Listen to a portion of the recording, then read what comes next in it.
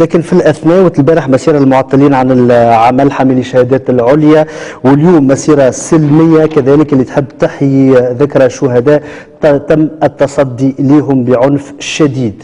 ما هو موقفك؟ والله يعني هذه من الأخبار السيئة. أنا دائما وأبدا نقول، إذا كان تسمح لي نقول للتوانسة، ثم بالنسبة لي أنا حامل لكم أخبار سيئة وأخبار طيبة.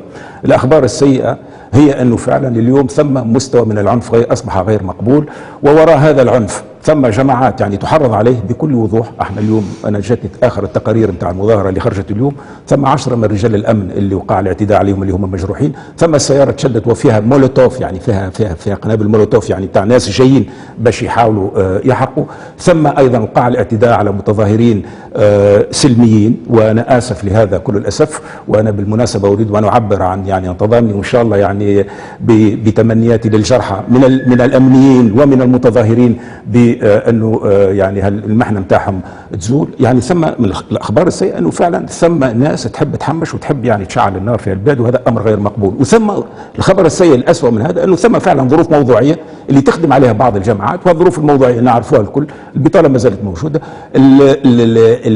يعني الامال التي علقت على الثوره الى حد الان لم يقع الاستجابه اليها، ملف الجرحى ما زال موجود الى اخره. الملفات هذه كلها نعرفها، وهذا الخبر السيء اللي التوانسه الكل يلزمهم يعرفوه. لكن زاد التوانسه يلزمهم يعرفوا اللي ثم اخبار طيبه. وهنا انا اريد ان اعلق على انه الاعلام لابد ايضا ان يعلق على الاخبار الطيبه. شو هي الاخبار الطيبه اليوم؟ اليوم انه الماكينه الاقتصاديه قاعده تدور، وهذا الشيء لازم الناس تعرفه. سامحني تفضل. شايفك ليك مزروب، لكن انا هذه نقطه هامه جدا. اليوم التوانسه لازم يعرفوا ان الاخبار الطيبه ايضا موجوده. الاخبار السيئه موجوده، ما في ذلك ادنى شك. تونس ما زالت لم تتعافى، لكن ايضا تونس بصدد التعافي. اليوم ثم الماكينه الاقتصاديه قاعده تدور، اليوم السياحه قاعده ترجع، اليوم يعني الاستثمار بدا يرجع شيئا فشيئا، اليوم روح الامل بدات ترجع في البلاد، اليوم التوافق السياسي ظاهره يعني تحسدنا عليها كل دول العالم. اذا تونس مريضه صحيح، لكن تونس بصدد التعافي. اليوم كل ما تجي تونس تدخل في هذه العمليه بتاع التعافي الا وجهها النكسه هذه اللي من بعض الاطراف اللي هي مستعده باش تغرق المجموعه اللي يسميوها الترويكا، مستعده باش تغرق البلاد. انا اريد ان اتوجه لهؤلاء الناس بالقول: يا اخواني، أنتم تعلمون أن الحكومة هذه لا يمكن أن تأتي بمعجزات، وأنتم تطلبون المستحيل عندما تطلبون من حكومة ما زال عندها 90 يوم أنك تحلكم مشاكل البطالة والمشاكل المتراكمة منذ 50 سنة. يا إخواني، شوية من روح المسؤولية حتى نستطيع أن نعبر كلنا هذه المسار الصعب لبلادنا، لأنه إذا كان تغرق الحكومة هذه راهي الناس كلها باش تغرق.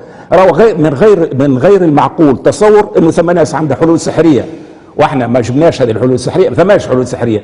احنا عندنا تركه بتاع 50 سنه بتاع بطاله بتاع قهر بتاع ظلم بتاع تهميش مناطق لا يمكن ان تحل في 3 أشهر. اليوم الحكومه هذه اللي انا مساندها تعمل ليلا نهارا لايجاد هذه الحلول. اليوم يعني وهذا داخل في الاخبار الطيبه، الناس كلها تحب تعاوننا. اليوم ثم المشاريع على قدم وساق. اليوم بس يعني قانون الماليه يعني يتم المصادقه عليه باش نبداو نخدموا. اليوم تونس بصدد التعافي، اجاوا معانا باش نتعافاو كلنا. ما ثم حتى طرف اليوم عنده لا الحد يعني الحد الادنى من المسؤوليه، ويجي ويوقف قدام المجلس التاسيسي ويقول يجب الغاء المجلس التاسيسي.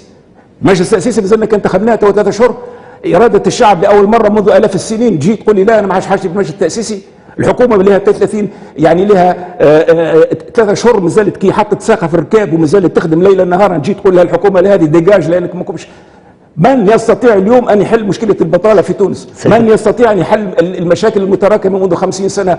أنا أطالب كل الأطراف السياسية والاجتماعية بأن تتحمل يعني تظهر الحد الأدنى من المسؤولية، لأنه إما نقضوا بعضنا مع بعض وإلا مش نخرج مع بعضنا. مثلا حتى طرف اليوم ينجم يسحب يقول أنا باش ننقذ نفسي والبقية الأخرى باش تغرق. تونس اليوم كنا توانسة على باخرة واحدة، وهالباخرة الواحدة في عاصفة، وهالعاصفه هذه صعيبه، ولازمنا كلنا نتكاتفوا فوق هذه الباخره باش الباخره هذه تخرج من محنه العواصف، وان شاء الله امامنا مرفأ سليم سنصل اليه بحول الله اذا تكاتفت كل الجهود.